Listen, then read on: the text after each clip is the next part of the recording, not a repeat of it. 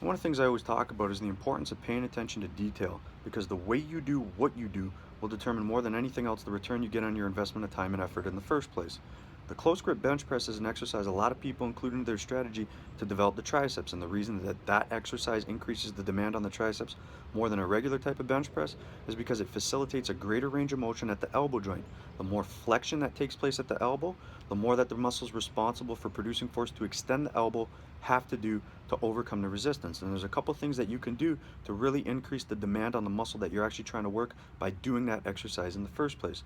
Number one, muscles are recruited as they're needed. The heavier you try to lift, the more muscles and muscle fibers will have to be recruited to meet the demand. If you don't want to lift as heavy as possible because it's not safe for you or you don't have a spotter, then one of the things you could do is, if you're lifting lighter, lift a little bit slower than you normally would. The way most people lift when they're lifting a lighter weight that facilitates more reps to be performed is they try to lift with too much force. Now, more often than not, you're told to lift with as much force as possible because it will recruit more muscle fibers. But in this case, the body tries to take the path of least resistance. When you try to lift with as much force as possible, the brain perceives the demand to be relatively high. And what it's going to do is recruit the biggest, strongest muscles involved to meet the demand. So what's happening is you're going to recruit more of the chest and the shoulders at the expense of the triceps. But if you slow it down a little bit, because the body will try to take the path of least resistance, it will dump that stress onto the triceps, and thus you'll get a greater return on your investment if that's why you're doing that exercise in the first place. So that's something I want to share real quick,